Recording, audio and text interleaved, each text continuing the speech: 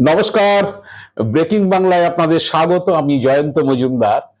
অলিম্পিকে যদি শুধু ডিগবাজির কোনো ইভেন্ট থাকতো, অলিম্পিকে অ্যাথলেটিক্সের অনেক ইভেন্ট আছে, কিন্তু পার্টিকুলার শুধু ডিগবাজি খাওয়ার যদি কোনো ইভেন্ট থাকতো, আমার ধারণা যে আমাদের যে বিরোধী দলনেতা, অস্থায়ী বিরোধী দলনেতা ঋতব্রত বন্দ্যোপাধ্যায় একেবারে সোনা জিতে আসতেন। এই নিয়ে আমার কোনো সন্দেহ নেই।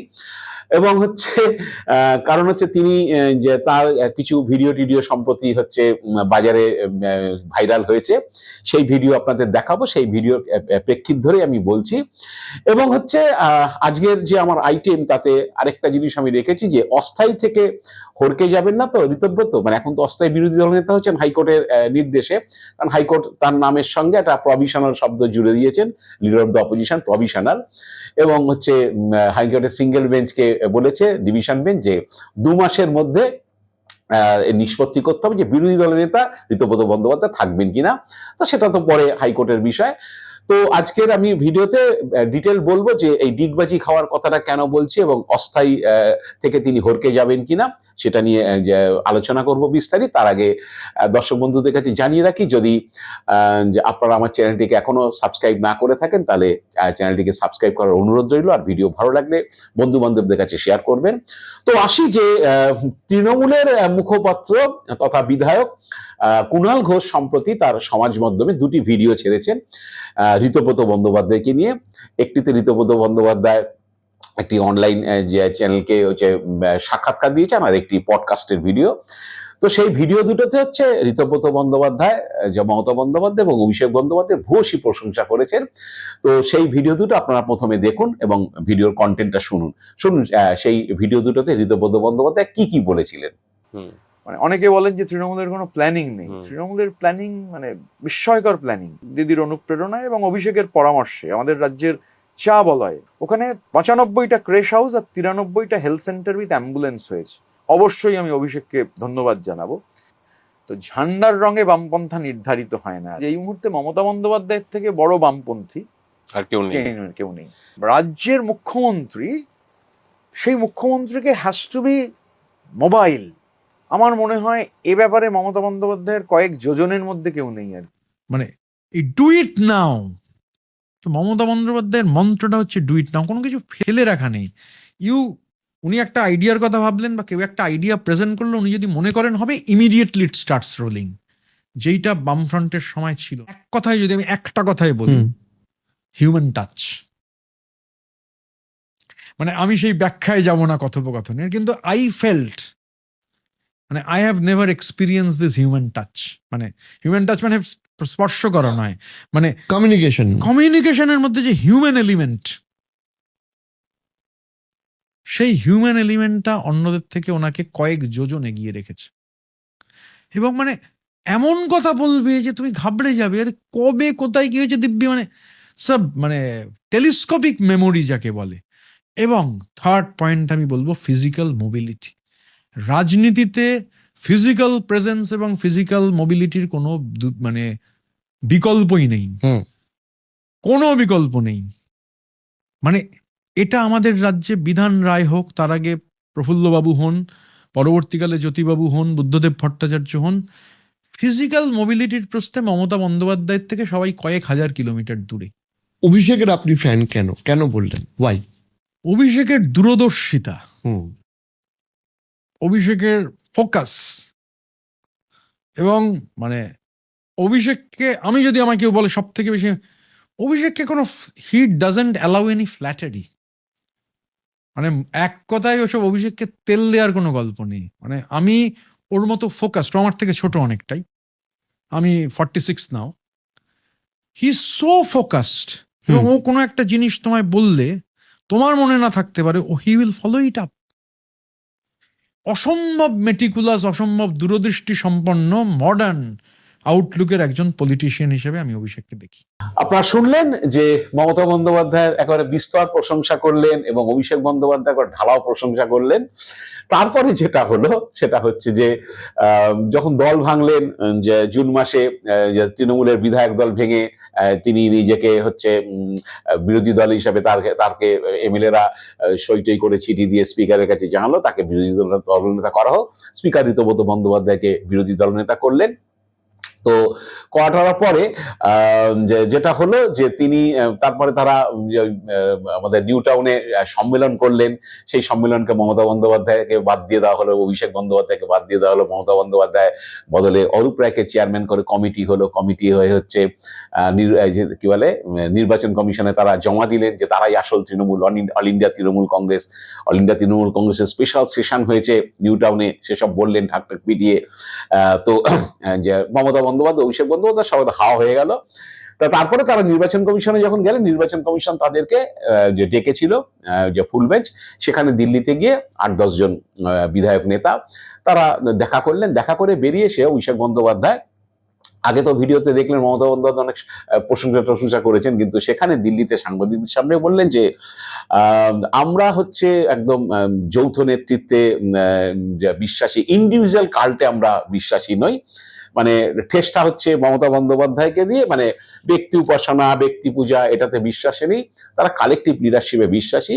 এবং অভিষেককে তো যে কর্পোরেট দালাল ফালাল এসব নানান মতন কথা বলেছেন। তো আমি যে ওই ঘটনাগুলো, তারপরে হচ্ছে অভিষেককে নিয়ে, অভিষেকের প্রশংসা তাকে শুনেছেন, অভিষেককে নিয়ে রিসেন্ট যে সব কথা বলেছেন তার 2-3টে ভিডিও আপনাদের একটু শোনাবো। শুনুন ঋতব্রত বন্দ্যোপাধ্যায় কি বলেছেন। কে অভিষেক? যাকে লোকে চোরপিটুনি দিয়েছে, সময় নষ্ট করে লাভ নেই। Next question. দুর্নীতির যে নেটওয়ার্ক, সীমাহীন ঔদ্ধত্য এবং আমি বলতে দিন, এবং দুর্নীতির যে নেটওয়ার্ক, সেই নেটওয়ার্কের ফলে মানুষের নাবিশ্বাস উঠে যাওয়ার খেসারত আমাদের দিতে হচ্ছে।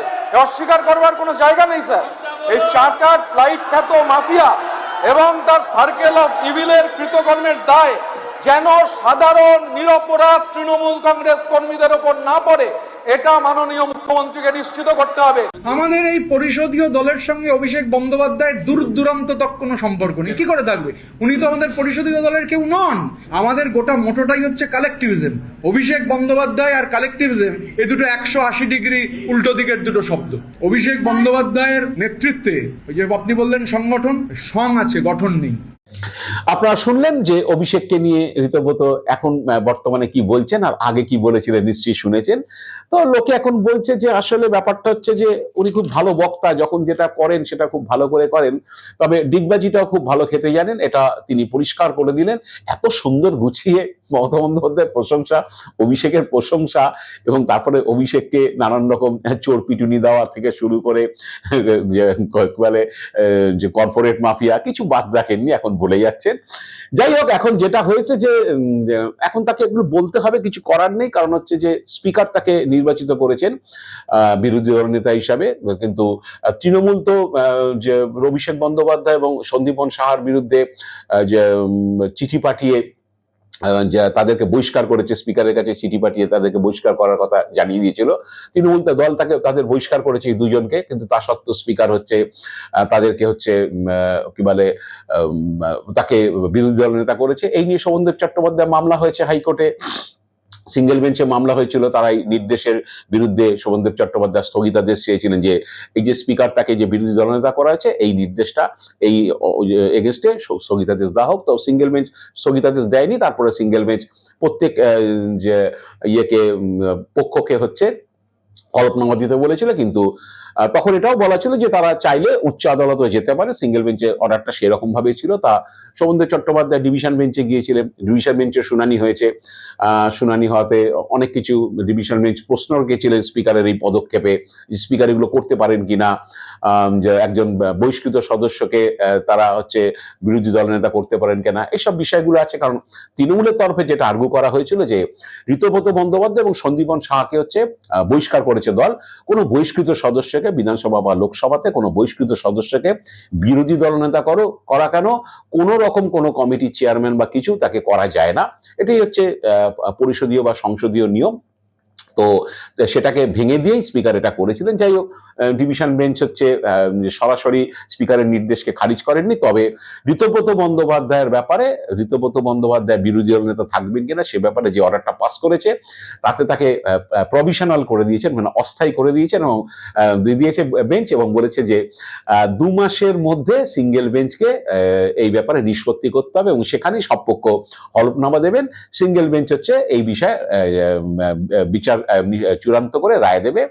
এখন সিঙ্গেল বেঞ্চে যে অনেক কিছু হতে পারে, অনেকে অনেক সম্ভাবনার কথা বলছে যে হয়তো ঋতব্রত বন্দ্যোপাধ্যায়ের স্পিকার যে সিদ্ধান্তটা নিয়েছেন সেটাকে খারিজ করে দিতে পারে, খারিজ করে দিয়ে এমনও বলতে পারে যে সংখ্যাগরিষ্ঠ বিধায়ক যাকে বিরোধী দলনেতা চাইবে তাকে স্পিকার করতে পারে, কিন্তু কোনো বহিষ্কৃত সদস্যকে হচ্ছে করা যাবে না।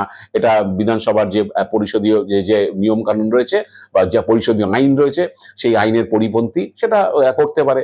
তো সেটা যদি করে দেয় তাহলে তো ঋতব্রত এখন বিরোধী দলনেতা থেকে অস্থায়ী হয়েছে, এবার অস্থায়ী থেকে তো একেবারে চেয়ার থেকে হরকে যাবেন। সাধারণ একজন বিধায়ক হিসেবে থাকতে হবে, নির্দল বিধায়ক হিসেবে থাকতে হবে, বহিষ্কৃত সদস্য তো এখন নির্দল বিধায়ক হিসেবে থাকতে হবে। অনেক পসিবিলিটি গুলো আছে, অনেক কিছু বলছেন। তো যেটা রাজনৈতিক পর্যবেক্ষকরা অনেক যেটা বলছেন যে এইটা যেভাবে হয়েছে, ঋতব্রত বন্দ্যোপাধ্যায় বিরোধী দল নেতা যে পদ্ধতিতে হয়েছে বা স্পিকার তাকে যে পদ্ধতিতে করা হয়েছে, স্পিকার এটা করতে পারতো।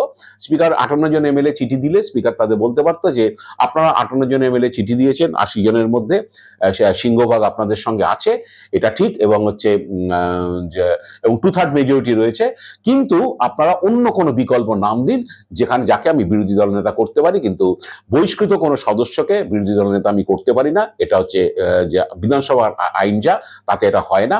তাতে 2 জন বাদ গেলে 56 জনের মধ্যে থেকে একজনকে যদি কেউ নাম দিত 56 জনের মধ্যে থেকে যে একে করা হোক, সেটা যেই হোক, সে আকরুজ্জামান হোক বা অরূপ রায় হোক, যেই হোক, সেটা স্পিকারের পক্ষে অনেক সহজ বিষয় হতো। কিন্তু স্পিকার একজন বহিষ্কৃত সদস্যকে করে দিয়েছে। এবার যদি ফাইনালি হাইকোর্ট যদি রায় দেয় যে ঋতব্রতকে রাখা যাবে না, অন্য কাউকে করতে হবে, সিংহভাগ এমএলএ যারা চিঠি দিয়েছেন তাদের মধ্যে থেকে অন্য কাউকে করতে হবে, তাহলে ঋতব্রতের চেয়ার হরকে যাবে। এখন আমি জানি না যে শেষ পর্যন্ত হাইকোর্ট কি রায় দেবে, তবে রাজনৈতিক পর্যবেক্ষকদের যেটা মত সেটা হচ্ছে যে বিধানসভার একটা কিন্তু কলঙ্কজনক ইতিহাস তৈরি হলো। কারণ বিধানসভা আজ পর্যন্ত কোনোদিন যারা বিরোধী দলনেতা ছিলেন, জ্যোতিবাবু থেকে বলুন, সিদ্ধার্থ শঙ্কর রায়, আব্দুল সাত্তার, অনেক বিরোধী দলনেতা ছিল, পঙ্কজ ব্যানার্জি, আব্দুল মান্নান, কোনোদিন কেউ অস্থায়ী বিরোধী দলনেতা বলে কোনো পোস্ট ছিল না, যেটা ঋতব্রত বন্দ্যোপাধ্যায় হলেন। এটাও আমাদের পশ্চিমবঙ্গ বিধানসভার একটা ইতিহাস এবং হয়ে থাকবে। এবং অনেকে কেউ তৃণমূলের লোকজন কেউ বলছেন এটা হচ্ছে কলঙ্কজনক ইতিহাস, কারণ তিনি ব্যাকডোর দিয়ে হচ্ছে বিরোধী দলনেতা হয়েছেন এবং শাসক দলের মদতপুষ্ট হয়েই হচ্ছে তিনি হয়েছেন, এইসব অভিযোগ তৃণমূলের তরফে করা হচ্ছে। এখন জানি না শেষ পর্যন্ত হচ্ছে স্পিকারের সিদ্ধান্তের উপর হাইকোর্ট কি রায় দেয়, এবং রায় দেওয়ার পরে এই অস্থায়ী তকমাটা থাকবে কিনা বা অস্থায়ী বিরোধী দলনেতা ঋতব্রত থাকবেন কিনা, এই নিয়ে যথেষ্ট সংশয় রয়েছে।